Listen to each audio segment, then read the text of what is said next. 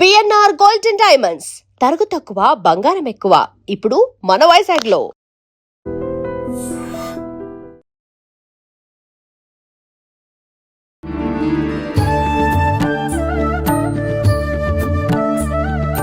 అసలు ఎందుకమ్మా అంటే ఎందుకు చేయాలి ఖడ్గమాల స్తోత్ర పారాయణం చేస్తే? అంటే ప్రస్తుతం ఎంత కోరికలు కోరొద్దనుకున్న ఫలితం ఆశించకుండా చేయమన్నా కూడా ఖచ్చితంగా ఆశిస్తాము, అది మానవ లక్షణం. ఏంటి ఫలితం ఏంటమ్మా? విజిత, మీరు ఫలశ్రుతి అడిగారు కదా అమ్మా. ఫలశ్రుతి చాలా పెద్దగా ఉంటుందమ్మా.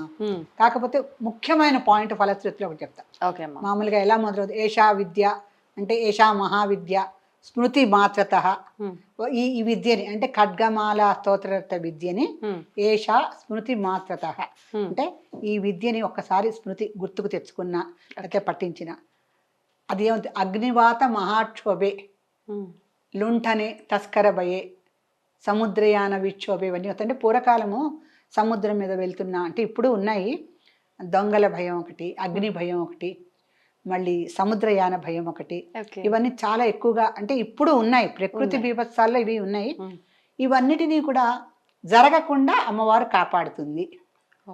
సంగ్రామే సలిల ప్లవే, పెద్ద పెద్ద ఫ్లడ్స్ వస్తే, సంగ్రామం అంటే యుద్ధం, సలిల ఉపలవాలంటే పెద్ద పెద్ద ఫ్లడ్స్, వరదలన్నీ వస్తాయి. వీటన్నిటి నుంచి కూడా ఖడ్గమాల స్తోత్రరత్న పారాయణం చేస్తే మనకు ప్రకృతి బీభత్సాలు ఉండవు. కరోనా దగ్గర నుంచి మనకి వరదల వరకు అన్ని ప్రకృతి బీభత్సాలే కదా. వాటన్నిటినీ కూడా అమ్మవారు చక్కగా తన శక్తి మాలా మహామంత్రస్య కదా, అమ్మవారు తన శక్తితో అన్నిటినీ కూడా అదుపులో పెడుతుంది. ఎక్కడైతే భక్తి బాగా ఉంటుందో అంటే నిజమైన భక్తి బాగా ఉంటుందో ఆ రాష్ట్రాలు సుభిక్షంగా ఉంటాయి, ఎక్కువగా వరదలు రావు. అందుకని చేసి ఇవన్నీ ఏంటంటే ఏషా విద్యా స్మృతి మాత్రత అగ్నివాత మహాక్షోభే, రాజా రాష్ట్రస్య విప్లవే, సముద్రయాన విక్షోభే, సలిలప్లవే, ఈ లిస్ట్ అంతా చెప్పారు. చెప్పి చివరికి ఒక మంచి మాట చెప్పారు. ఏంటమ్మా అది? ఏతత్ మాత్రం అంటే ఒకసారి చదివితే ఇది సాక్షాత్ శివమయో భవేత్. ఇది చాలా అద్భుతమైన మాట. శివము అంటే మనం శివుడు అయిపోతామా అంత మాత్రాన? శివుడు అలా అవము. శివమన్నా శివమన్నా తేడా తెలిస్తే అర్థమైపోతుంది.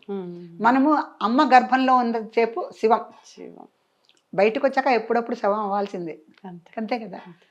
అలా లోపల శిశువు ఎంత పవిత్రంగా పరమాత్మ స్వరూపంతో ఎట్లా కనెక్ట్ అయి ఉంటాడో అటువంటి శివత్వాన్ని మనం పొందుతామని ఫలశ్రుతిలో ఉంది. దానికన్నా ఇంకేం కావాలమ్మా మనకి? అదే కదా, మనము శివుడు అయిపోతాం. సాక్షాత్ శివమయో భవేత్ అని ఉంటే నేను శివుడు అయిపోతున్నానంటే ఇక్కడ లింగవచన విభక్తులు కూడా ఏం లేవు. నేను స్త్రీని శివుడిని ఎలా అవుతాను అని అనుకోగల. శివత్వం అంటేనే శివ అంటేనే శుభకత్వం, సౌభాగ్యం, మంగళకరం. అసలు శివ అనే పదంలో చాలా అర్థాలు ఉన్నాయి. శంకర అంటే కూడా అంటే అతను శాంతిని, సౌభాగ్యాన్ని, శుభాన్ని, సుమంగళిత్వాన్ని, శ్రేయస్కరత్వాన్ని అన్నిటినీ పొందొచ్చు.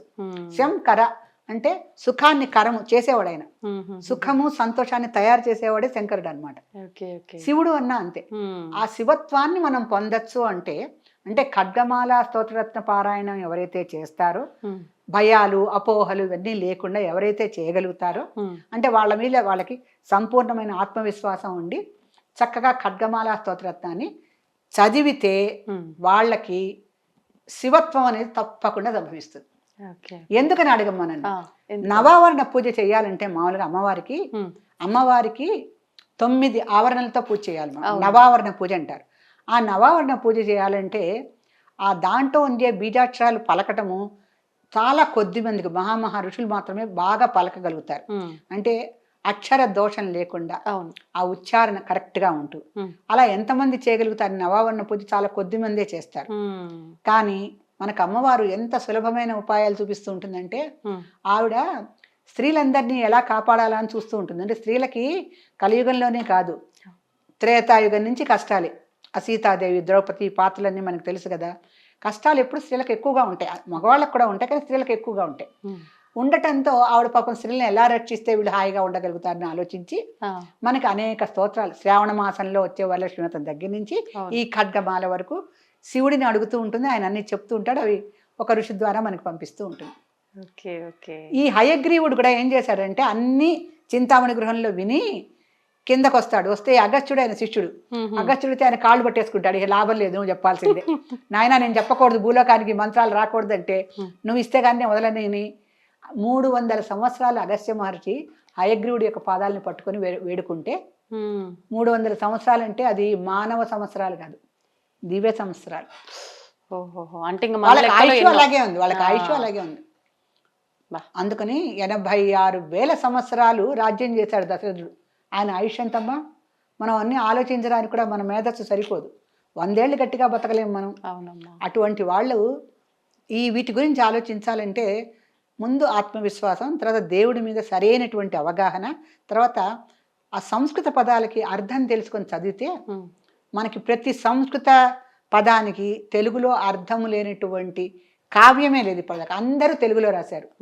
ఇంకొకటి, ఈ చాట్ జీపీటీ గూగుల్ వచ్చాక ఎవరికి ఎవరు గురువులు అవ్వక్కల్లా, అదే గురువు అన్నిటికీ.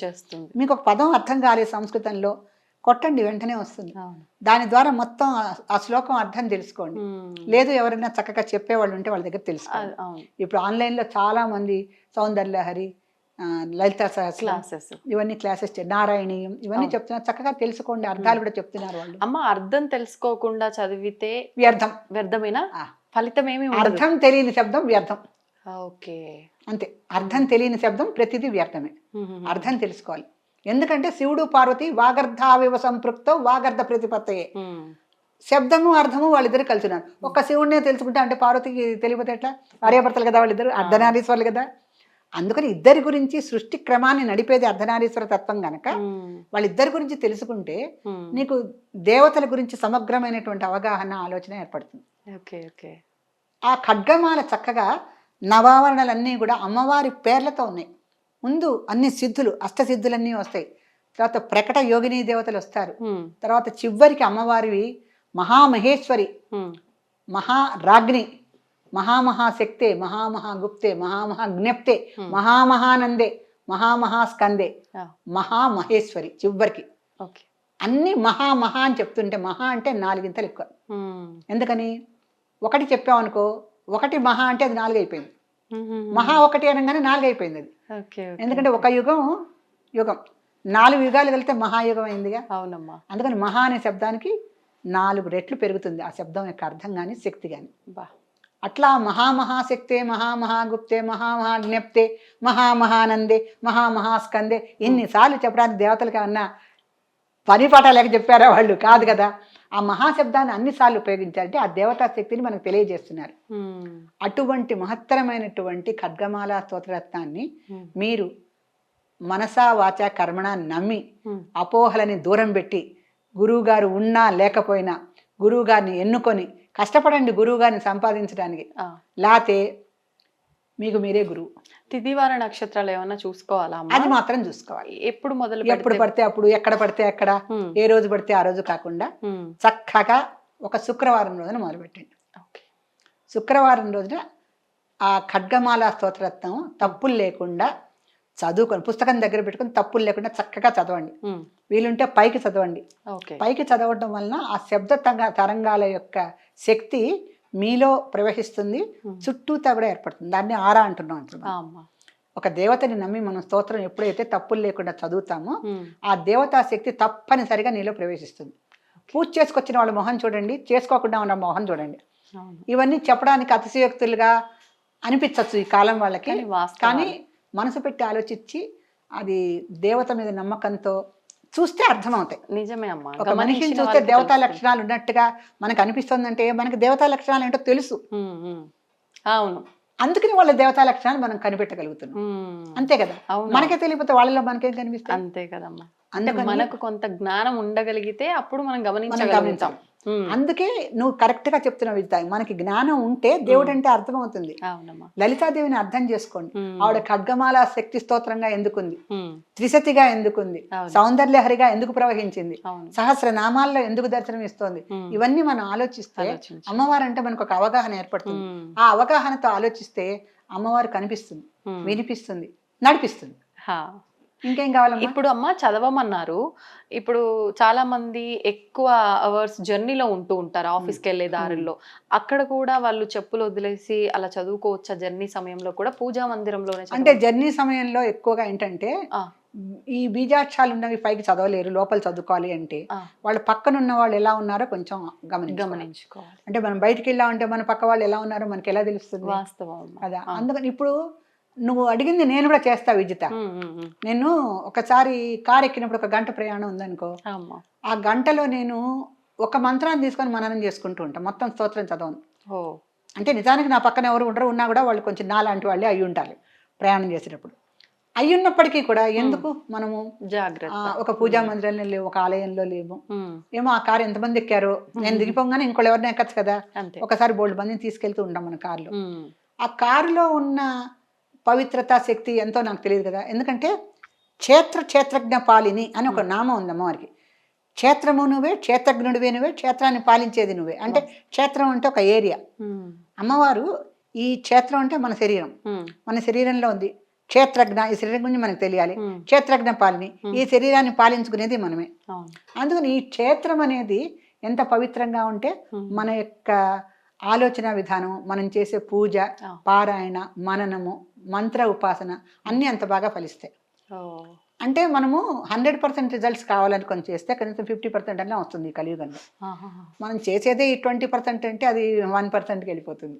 అంటే మనం కూర్చునే ప్రదేశం కానీ, మనం చేసుకునే ధ్యానం కానీ, మన వాతావరణం ప్రభావం మనకు చాలా ఉంటుంది. వాతావరణ ప్రభావం, చక్కటి ఉద్యానవనంలో కూర్చొని ఉన్నప్పటి భావాలు ఇంట్లో ఏసీ రూమ్లో కూర్చుంటే రావు కదా. ఆ సహజమైన వాయువు వేరు, ఆ పుష్ప పరిమళాలు వేరు, అక్కడ ఉండే ప్రకృతి యొక్క సోయగాలు మనకి ఇచ్చే సహకారం వేరు. అది ఒక ఏసీ రూమ్లో రాదు. అందుకని మనం ఎక్కడ ఉన్నాము అనేది ఆలోచించుకొని మనం ఎంతవరకు ఆ నామానికి న్యాయం చేయగలము ఇక్కడ మనం తలుచుకుంటే అనుకొని దాని ఆ వీలుని బట్టి చేసుకోవాలి. కొంతమంది ఎక్కడున్నా వాళ్ళ మనస్సుని, పంచేంద్రియాలని వాళ్ళు అధీనంలో పెట్టుకొని ఎక్కడ ప్రభావితం అవ్వకుండా ఏ విషయాలకి చేసుకోగలిగే వాళ్ళు ఉంటారు. అలాంటి వాళ్ళు చేసుకోవచ్చు. And for more videos, please subscribe to iDream. Please subscribe to iDream. Please subscribe iDream. And please subscribe to iDream. For more videos, subscribe to iDream. Please like, share and subscribe to the channel. Congratulations, iDream. Subscribe to iDream. Subscribe to iDream. so subscribe to iDream Media. iDream ki iDream team andarki huge congratulations. Please subscribe iDream Media. Please subscribe to iDream. Subscribe iDream. Please subscribe to iDream. iDream అంటే నా కళల ఛానల్ను subscribe చేసుకున్న నోరు తిరుగుతలేదు, మీరైతే గంట గుర్తు కొట్టండి. For more such videos, please subscribe to iDream. Subscribe to iDream. Please subscribe to iDream. Please subscribe iDream Media. Please do subscribe to iDream. Please subscribe to iDream Media. For best entertainment and information, please subscribe iDream. And don't forget to subscribe to iDream.